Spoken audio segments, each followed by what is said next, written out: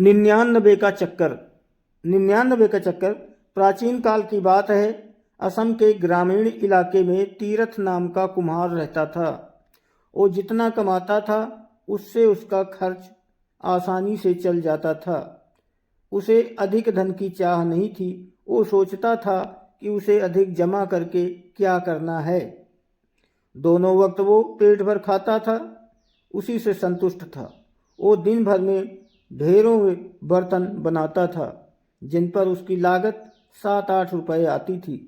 अगले दिन वो उन बर्तनों को बाजार में बेच आता था जिस पर उसे 1.5 या 2 रुपए बचते थे।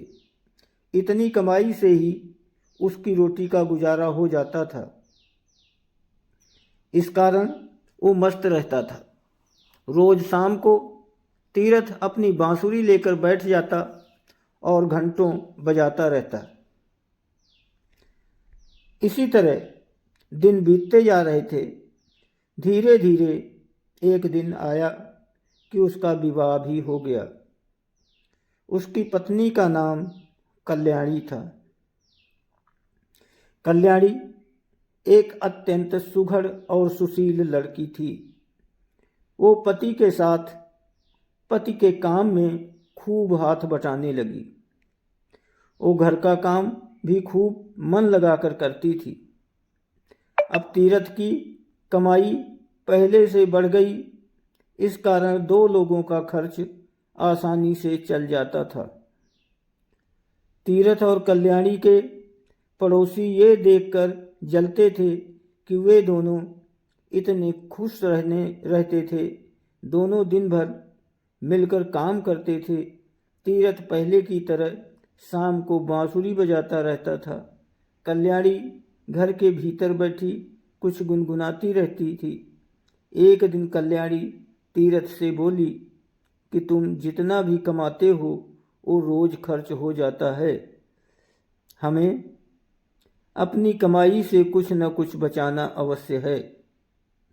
इस पर तीरथ बोला, हमें ज़्यादा कमाकर क्या करना है। ईश्वर ने हमें इतना कुछ दिया है कि मैं इसी से संतुष्ट हूँ। चाहे छोटी ही सही, हमारा अपना घर है। दोनों वक्त हम पेट भर खाते हैं और हमें क्या चाहिए। इस पर कल्याणी बोली, मैं जानती हूँ कि ईश्वर का दिया हमारे पास सब कुछ है और मैं इसमें खूब खुश भी हूँ, परंतु आड़े वक्त के लिए हमें कुछ न कुछ बचा कर रखना चाहिए। तीरथ को कल्याणी की बात ठीक लगी और दोनों पहले से अधिक मेहनत करने लगे। कल्याणी सुबह 4 बजे उठकर काम में लग जाती थी। तीरथ भी रात देर तक काम करता रहता, लेकिन फिर भी दोनों अधिक बचत न कर पाते। अतः दोनों ने फैसला किया कि इस तरह अपना सुख चैन खोना उचित नहीं है और वे पहले की तरह मस्त रहने लगे। एक दिन तीरथ बर्तन बेचकर बाजार से घर लौट रहा था। शाम ढल चुकी थी। वो थके पैरों खेतों से गुजर रहा था कि अचानक उसकी निगाह एक लाल मखमली थैली पर गई। उसने उसे उठाकर देखा तो उसके आश्चर्य का ठिकाना न रहा। थैली में चांदी के सिक्के भरे थे। तीरथ ने सोचा कि ये थैली जरूर किसी की गिर गई है। जिसकी थैली हो उसी को दे देनी चाहिए। उसने चारों तरफ निगाह दौड़ाई, दूर दूर तक कोई दिखाई नहीं दिया। उसने ईश्वर का दिया इनाम समझकर उस थैली को उठा लिया और घर ले गया। घर आकर तीरथ ने सारा किस्सा कल्याणी को कह सुनाया। कल्याणी ने ईश्वर को धन्यवाद दिया। तीरथ बोला, तुम कहती थी कि हमें आड़े समय के लिए कुछ बचाकर रखना चाहिए, सो ईश्वर ने ऐसे आड़े समय के लिए हमें उपहार दिया है। ऐसा ही लगता है, कल्याणी बोली।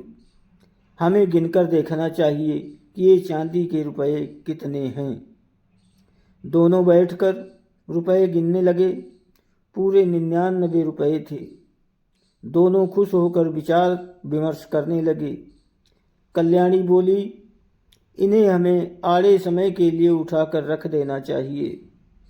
फिर कल को हमारा परिवार बढ़ेगा तो खर्चे भी बढ़ेंगे। तीरथ बोला, पर 99 की गिनती गलत है, हमें 100 पूरा करना होगा, फिर हम इन्हें बचा कर रखेंगे। कल्याणी ने हाँ में हाँ मिलाई। दोनों जानते थे कि चांदी के 99 रुपये को 100 रुपये करना बहुत कठिन काम है, परंतु फिर भी दोनों ने दृढ़ निश्चय किया कि इसे पूरा करके ही रहेंगे। अब तीरथ और कल्याणी ने दुगनी चौगुनी मेहनत से काम करना शुरू कर दिया। तीरथ भी बर्तन बेचने सुबह ही निकल जाता, फिर देर रात घर लौटता। इस तरह दोनों लोग थक कर चूर हो जाते। अब तीरथ थका होने के कारण बांसुरी नहीं बजाता था, ना ही कल्याणी खुशी के गीत गाती गुनगुनाती थी। उसे गुनगुनाने की फुर्सत ही नहीं थी। ना ही वो अड़ोस पड़ोस या मोहल्ले में कहीं जा पाती थी। दिन रात एक करके दोनों लोग एक एक पैसा जोड़ रहे थे। इसके लिए उन्होंने 2 वक्त के स्थान पर 1 वक्त का भोजन करना शुरू किया। लेकिन चांदी के 100 रुपये पूरे नहीं हो रहे थे। यूं ही 3 महीने बीत गए। तीरथ के पड़ोसी खुसर फुसर करने लगे, इनके यहाँ जरूर कोई परेशानी है जिसकी वजह से ये दिन रात काम करते हैं और थके थके रहते हैं। किसी तरह 6 महीने बीतने पर उन्होंने 100 रुपये पूरे कर लिए। अब तक तीरथ और कल्याणी को पैसे जोड़ने का लालच पड़ चुका था।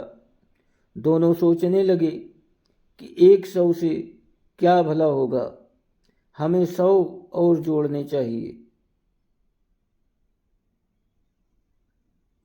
अगर 100 रुपये और जुड़ गए तो हम कोई व्यापार शुरू कर देंगे और फिर हमारे दिन सुख से बीतेंगे। उन्होंने आगे भी उसी तरह मेहनत जारी रखी। इधर पड़ोसियों का बेचैनी बढ़ती जा रही थी। एक दिन पड़ोस की रम्मो ने फैसला किया कि वो कल्याणी की परेशानी का कारण जानकर ही रहेगी। वो दोपहर को कल्याणी के घर जा पहुंची। कल्याणी बर्तन बनाने में व्यस्त थी। रम्मो ने इधर उधर की बातें करने के पश्चात कल्याणी से पूछ लिया, बहन, पहले जो तुम रोज शाम को मधुर गीत गुनगुनाती थी, आजकल तुम्हारा गीत सुनाई नहीं देता। कल्याणी ने यूं ही कहकर बात टालने की कोशिश की और अपने काम में लगी रही, परंतु रम्मो कब मानने वाली थी। वो बात को घुमाकर बोली, आजकल बहुत थक जाती हो न, कहो तो मैं तुम्हारी मदद कर दूं। कल्याणी थकी तो थी ही, प्यार भरे शब्द सुनकर पिघल गई और बोली, हाँ बहन, मैं सचमुच बहुत थक जाती हूँ, पर क्या करूँ, हम बड़ी मुश्किल से 100 रुपये कर पाए हैं। क्या मतलब? रम्मो बोली। तो कल्याणी ने पूरा किस्सा कह सुनाया। रम्मो बोली, बहन, तुम दोनों तो गजब के चक्कर में पड़ गए हो। तुम्हें इस चक्कर में पड़ना ही नहीं चाहिए था। ये चक्कर आदमी को कहीं का नहीं छोड़ता। कल्याणी ने आश्चर्य व्यक्त करते हुए कहा, तुम किस चक्कर की बात कर रही हो? मैं कुछ समझी नहीं। अरे बहन, 99 का चक्कर, रम्मो का जवाब था। दोस्तों, कहानी अच्छी लगी तो कृपया लाइक और सब्सक्राइब करें। आप लोग क्यों नहीं करते लाइक सब्सक्राइब? कितना टाइम लगता है? क्या सहयोग करें मेरा? धन्यवाद।